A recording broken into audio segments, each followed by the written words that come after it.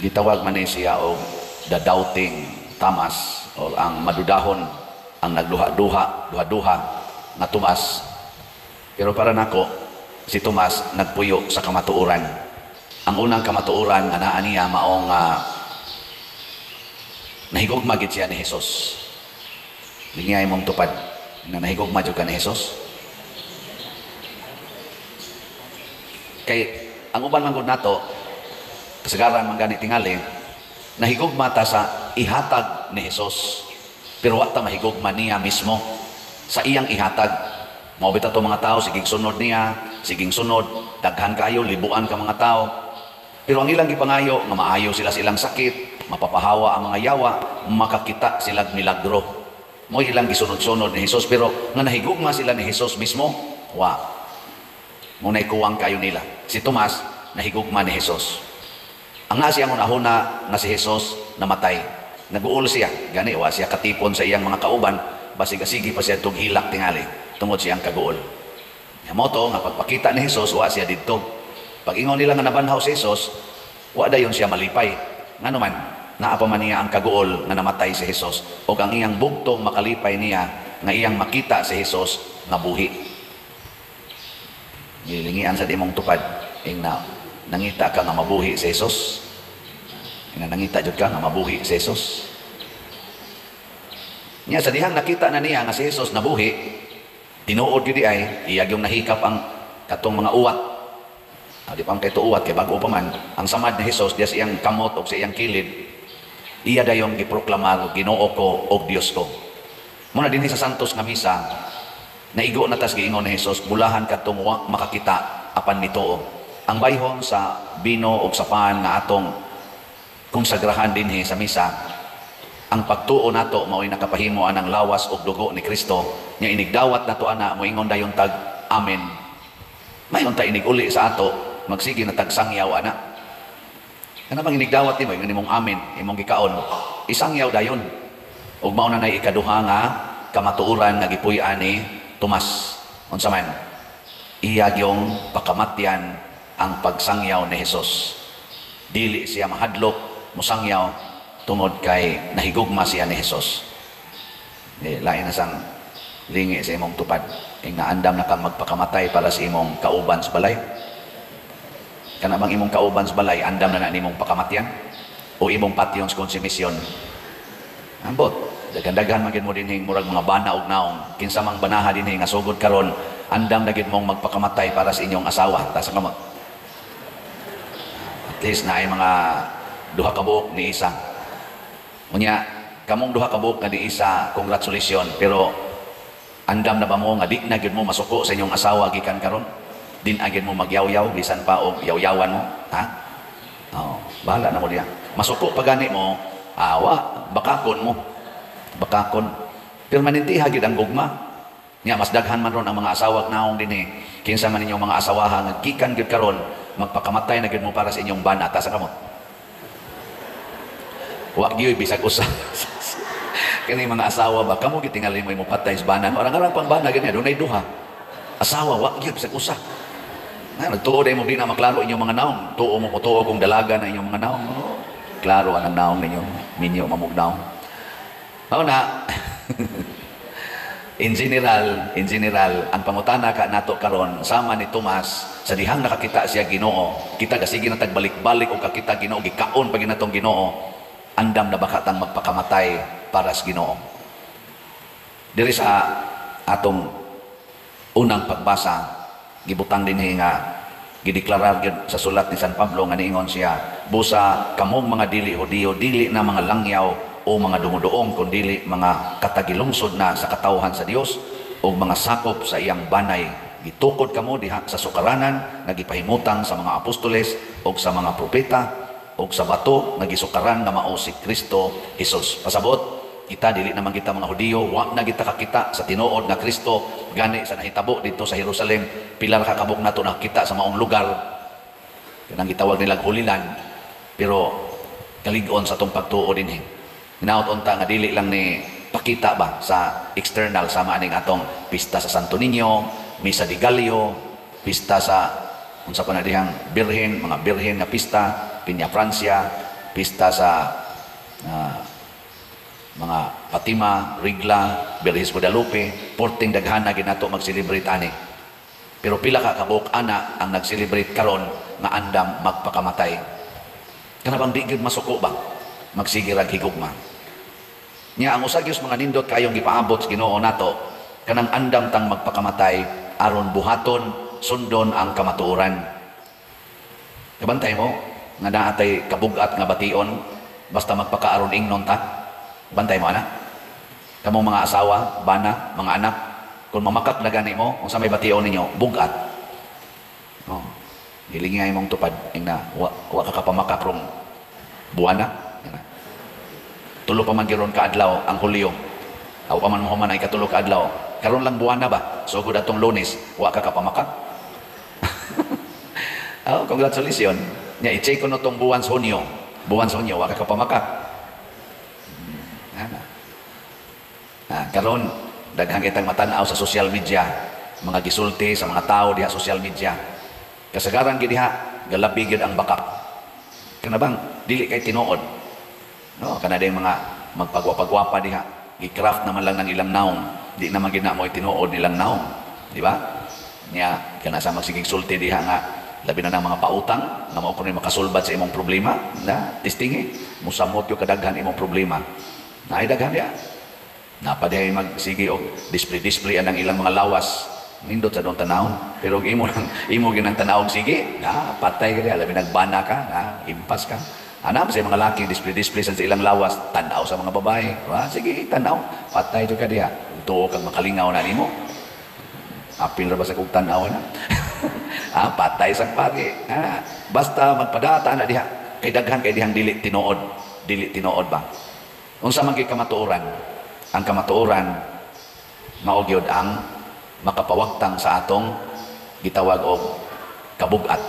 Mao na ingon si Kristo ang kamatuoran maghatag gid natog kagawasan. Mao na nga ingon si Kristo kung dili mo mahisama sa gagmayng bata, dili gyud mo makasulod sa gingharian sa langit. Mao na ang bata nga gamay kana mga 2 years old, 3 years old, abot na gani mga 6 years old. Wa pa gina sila stress. Dili na sila mabugatan kay nganuman ila manggong ipakita dayon ang kamatuoran. Dili nila tagu-taguan ba di sila magpakaron ingnon. Mo bitaw dinhi karon, musulti jud ko news tinuod nga dako na kay tagbayronon sa atong kumbento. Nya wa patay ikabayad hapit na na mahuman. Unsa man naluoy mo sa atong simbahan wa. Tubag. Kusga. Sige ako mong sultihan na pilay atong angay ikaluoy. Ang atong halin sa atong SBF DAG San Vicente Ferrers Daily Abundant Graces niabot nag 27,805 ka slots. Nya naapay 32,195 slots na available tag 500 pesos per slot. Nya nasa ni siya 16 slot challenge na tag 8,000 per challenge. Nakadawat na sa tag 84 ka 16 slot challenge. Pilay meron na to sa atong kumbinto naapaaning 32,195 ka slots. May-imagine ninyo pila pa atong bayronon, more or less lang na di ginaingong mao gina itong bayronon. So pasabot ang atong mga contractors ni buhat sila sa ilang gikomit na ilang trabahoon aron mahuman ang maong project. Pero kita sa atong side nga kita mo'y tag-iya or kita mo'y nagdanggo na ato nang magamit, wala pa ta makasatisfy. Kibaw ko nga naglisod ta karon. Pero pangutan ako ng imong kaugalingon, ikaw nga naminaw nako ron, nga ni adinhi territorial o online parishioner. Tinuod ba gyud nawa kay 500 pesos? Tinuod? Or naa? Kanang unsa di ka matuoran nimo karon ba? Naa kay 500 pesos o wa? Ug naa gani, unsa may buhaton? Ipalit. Ayaw na pagsigig ingon para ni sa akong future, para ni sa akong palitonon, to pa ko'y dakong budgetanan, tigumon gini nako. Ayaw usa. Ngano man, kay dili naman na tinuod nga makaabot pa kag future. Kadudahan man na.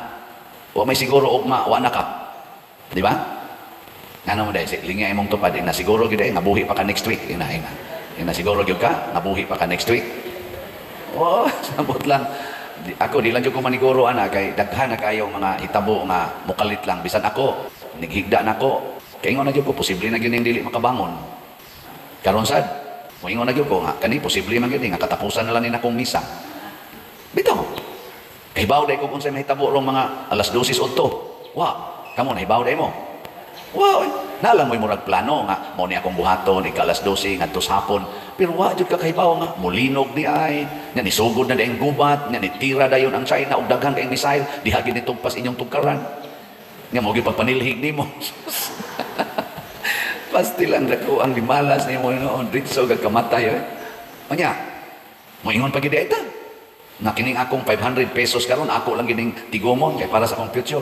Kung para gani na imong pakita sa gugma nimo simbahan, ihatag gidayon. Mo na siya. So ang kamatuoran karon ako nitug-an ninyo nga kana ganing naapay mga 32,195. Pero dako na sa Tagalog na 27,805. Nya, ubay-ubay magitan sige sunod aning akong misa labi na dinis territorial. O ang kamatuoran nagtug-an na kay 500 pesos karon. Ayaw na i-garantiya og lain pang mga future nga mga pangandoy. Ipalit dayon. Nya mo nay gustos Ginoo. Ingon din Ginoo, ayaw na pag sige paabot nga makakita pag ka sa nindot nga umaabot na butang bulahan tong mituo bisan wa pa makakita. Kung sa may tuuhan na to, na kung doon natay ihatag sa Ginoo pinaagi sa iyang simbahan, iya gid ang baslan o gatusan kapilo.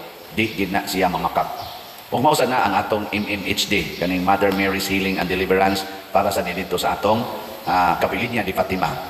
Na titiwasonog bayad dito na mga 6 million mo nang namaligya taong 6,000 ka slot sa MMHD, tag 1,000 pesos per slot. Ang atong halin, niabot na sa doog 3,335, 2,665 ka slots na lang ang nahibilin. Nya, nasa ni 20 slot challenge, nga tag 20,000 per challenge, na nasa 15 ka 20 slot challenge. Atong pakpakan ang namalit ni ini. Salamat kayo. Praise the Lord. Nya karon pangutan-on ta mo, unsa may kamatuoran ron nimo, ikaw naminaw nako ani akong misa, naa kay 1,000 o wa? Naawa. Awa mo tingog. Wala, bantay mo lang Ginoo. Unyag naa kay 1,000, ayaw na pagsigi ko na ho na lagi sa future, kay dili pa na tinuod ang future. Doubtful pa na nga moabot ka diha. Unsa may imong himuon?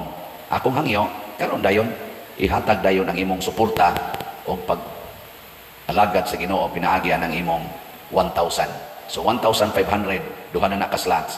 Usa ka SBF dag 500 pesos o usa ka MMHD 1,000 pesos para ni Mama Mary. Aniyo na to pag-check ang atong kaugalingon. Sama sa pananglit kung mag-away mo sa imong asawa, unsa may kamatuoran, kinasal mo o dili? O kinasal, mubuwag ka niya o dili? Dili. Yang anong magsige pamantag pangandoy anang divorce. Ayaw, puyi ang imong pagka-asawa. Ayaw na pagsigon ako naglain. Ang imong pagkabana puyi. Tinuod ba ka? Unyag nagpuyo-puyo mo, niya nag-away mo. Angayan ba mong mag-uli? Angayan? Isip ba na kung kay kasawa? Dili, oy. Ayaw ipaglalaban ang dili kamatuoran. Mo na'y point diha. Ayaw, do not fight for what is lie. Unsay bakak. Ang atong panghingusgan, mao ang kamatuoran. Muna, gipakamatyan ni Santo Tomas ang kamatuoran mahitungod ni Kristo. Pakamati sa dang kamatuoran mahitungod sa imong pagkabana, mahitungod sa imong pagkaasawa, sa imong pagkainahan, pagkaamahan, o sa imong pagkaanak. Ako sad sa akong pagkapari. Ang inyo sang pagkaparisyoner, atong pagkamatyan, ang atong pagkasumusunod ni Kristo. Pero wa ganita, way kasal, ayaw pagkamati kunuhay ang imong pagkaasawa, kay empty man na siya. Wa may kasal, pakasal usa sa simbahan. Kay dili pa na angayan na imong antuson. Ika na amami mga anak, Father, antusa ang imong pagkainahan, ngadto sa imong mga anak. Ayaw antusa ang imong kunuhang pagkaasawa, ngadto sa imong bana, na puyo-puyo raman di ay mo. Antusa hinoon ang pagbiya niya. Antusa ang inyong pagbuwag usa. Kay dili pa man mo angayan magtipon. Niya magpakasal dayon, kay nahigugma magyug kamo usag-usa, inig humagkasal, diha, pagpakamatay na mo, aron dili na mabungkag ang maong union. Kana siya mo importante kayo na atong puyan. Muna diri sa atong tubag sa Salmo, panglakaw kamo sa tibuok kalibutan ug isangyaw ang maayong balita. Ug unsay may maayong balita, ang kamatuoran about ni Kristo.